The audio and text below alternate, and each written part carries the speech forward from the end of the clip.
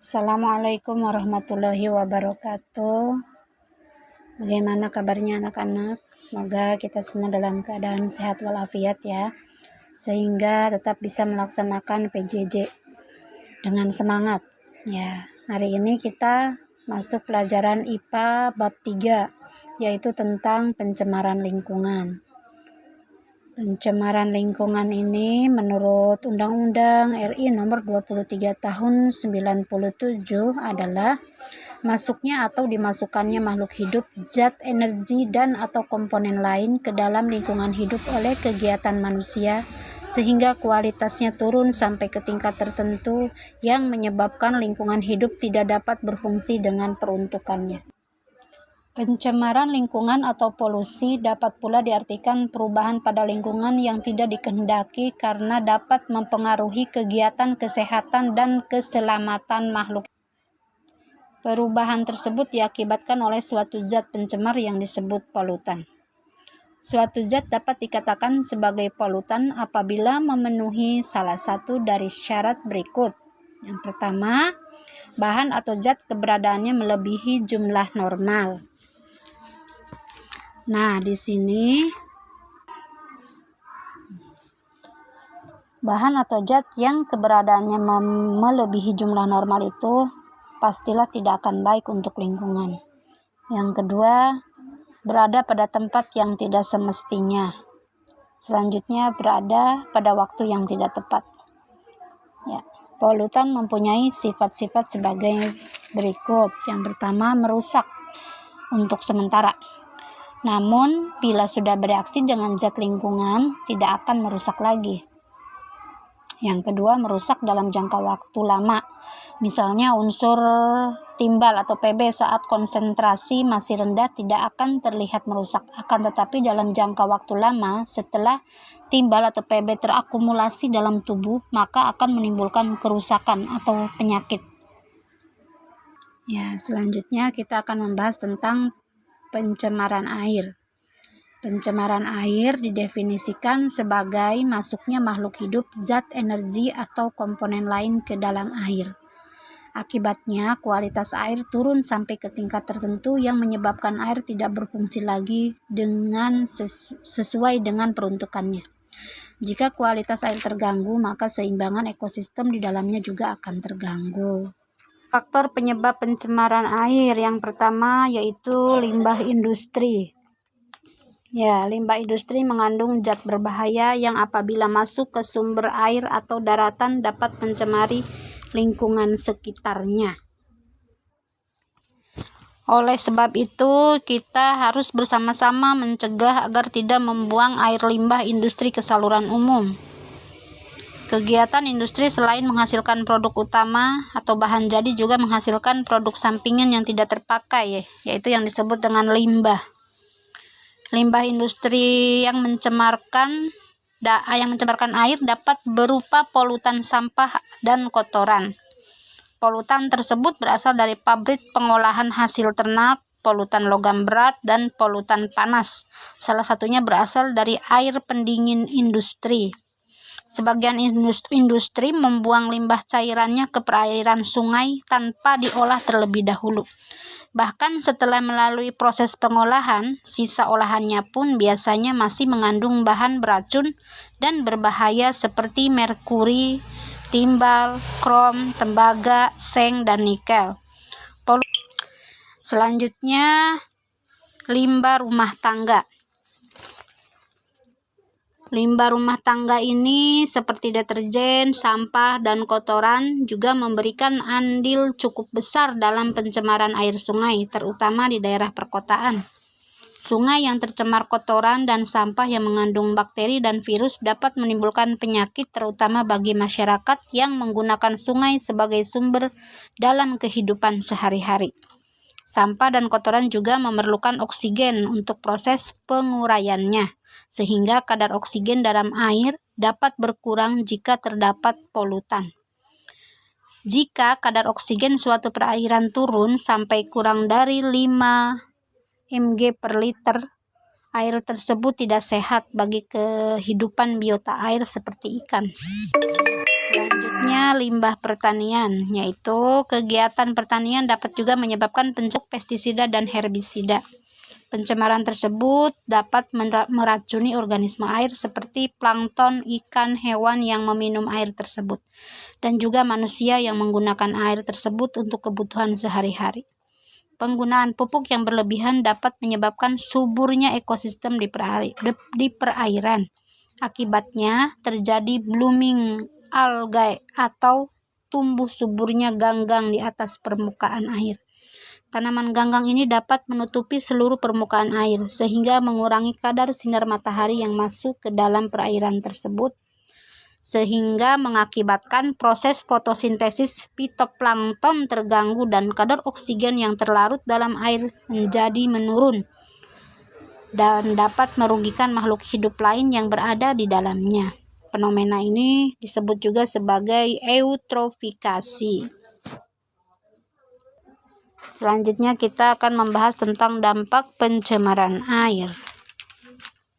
Dampak pencemaran air yang pertama itu akan terjadi penurunan kualitas lingkungan, kemudian akan mengganggu kesehatan manusia tentunya ya. Yang ketiga, pemekatan hayati. Yang keempat, mengganggu pemandangan. Yang kelima, mempercepat proses kerusakan benda. Selanjutnya kita akan membahas tentang cara penanggulangan pencemaran, yaitu pertama dengan pembuatan kolam stabilisasi, yang kedua dengan membuat IPAL atau instalasi pengolahan air limbah, yang ketiga pengelolaan ekskreta atau tinja adalah bahan buangan yang dikeluarkan dari tubuh manusia. Ya, limbah ini mengandung banyak bakteri patogen penyebab penyakit. Pengelolaan ekskreta dilakukan menggunakan jamban atau tangki septik. Jamban harus dibuat secara tepat, benar, dan sehat agar dapat mencegah meresapnya air limbah ekskreta ke sumur atau badan air lainnya. Selanjutnya tentang pencemaran udara. Udara mengandung berbagai macam gas yang dibutuhkan oleh organisme untuk mempertahankan kehidupannya. Salah satunya adalah oksigen dan nitrogen. Macam-macam pencemaran udara. Yang pertama, pencemaran udara primer, yaitu disebabkan langsung dari sumber pencemar. Contohnya peningkatan kadar karbon dioksida yang disebabkan oleh aktivitas pembakaran oleh manusia. Ya, seperti pembakaran hutan ya yang dilakukan secara liar oleh manusia. Yang kedua, tentang pencemaran udara sekunder, yaitu disebabkan oleh reaksi antara substansi-substansi pencemar udara primer yang terjadi di atmosfer. Contohnya pembentukan ozon. Pembentukan ozon yang terjadi akibat reaksi kimia dari berbagai partikel polutan udara. Selanjutnya kita akan membahas tentang faktor penyebab pencemaran udara. Yang pertama, berdasarkan gangguan dan kedampakan terhadap kesehatan dan dampak terhadap kesehatan. Yang kedua, berdasarkan susunan kimia. Yang ketiga, aktivitas alam. Dan yang keempat, aktivitas manusia. Dampak pencemaran udara bagi kesehatan manusia yaitu dapat menurunkan dan menimbulkan banyak penyakit. Bagi tumbuhan, gas-gas pencemar yang terakumulasi di atmosfer akan bergabung bersama awan hujan dan jatuh sebagai titik-titik air yang bersifat asam atau disebut sebagai hujan asam. Terus dapat menyebabkan efek rumah kaca. Kemudian dapat menyebabkan rusaknya lapisan ozon. Efek rumah kaca yaitu apabila konsentrasi karbon dioksida dan karbon monoksida yang tinggi di atmosfer akan memicu terjadinya efek rumah kaca, yakni meningkatnya suhu bumi. Karbon dioksida dan karbon monoksida akan membentuk semacam lapisan yang akan menahan panas bumi keluar, sehingga panas yang ditimbulkan bumi akan terkungkung di dalam seperti pada rumah kaca. Jadi terkurung di dalam rumah kaca. Yang menyebabkan lapisan Yang menyebabkan lapisan rumah kaca itu yang menyebabkan rusaknya lapisan ozon itu seperti CFC atau chlorofluorokarbon. Itu terdapat pada freezer, AC, dan aerosol. Ketika CFC terurai di atmosfer akan memicu reaksi dengan oksigen penyusun ozon. Dengan demikian ozon akan terurai menyebabkan lapisan ozon berlubang. Selanjutnya pencemaran tanah. Terakhir ini. Pencemaran tanah. Di dalam tanah mengandung berbagai macam zat mineral yang diperlukan oleh makhluk hidup. Tanah juga menyediakan sumber daya alam melimpah seperti minyak, bumi, dan batu bara. Apabila kondisi tanah tercemar, maka kualitas tanah turun dan tidak lagi sesuai dengan peruntukannya. Faktor penyebab pencemaran tanah. Yang pertama, oleh limbah domestik. Limbah domestik adalah bahan pencemar yang berasal dari pemukiman penduduk, dari kegiatan seperti perdagangan, kelembagaan, serta wisata. Yang kedua, limbah industri. Limbah industri ini seperti limbah cair dan padat yang keluar dari pabrik-pabrik. Yang ketiga, limbah pertanian. Limbah pertanian yaitu penggunaan pupuk sintetik. Urea, misalnya urea, DDT, pestisida, dan pemberantas hama tanaman lainnya.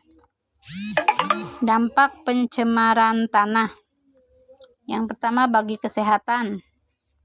Dampak pencemaran tanah terhadap kesehatan tergantung pada tipe polutan, jalur masuk ke dalam tubuh, dan kerentanan populasi yang terkena.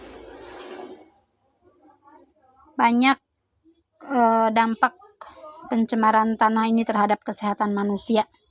Seperti misalnya kromium yang terkandung dalam pestisida dan herbisida merupakan bahan karsigenik untuk semua populasi. Yang kedua, misalnya timbal menyebabkan kerusakan otak pada anak-anak dan kerusakan ginjal pada semua populasi. Merkuri atau air raksa dan siklodiena dikenal dapat menyebabkan kerusakan ginjal, beberapa bahkan tidak dapat diobati. PCB dan siklodiena mengakibatkan kerusakan pada hati. Organofosfat dan karbamat pada pestisida dapat menyebabkan gangguan pada saraf otot. Dan terakhir, berbagai pelarut yang mengandung klorin.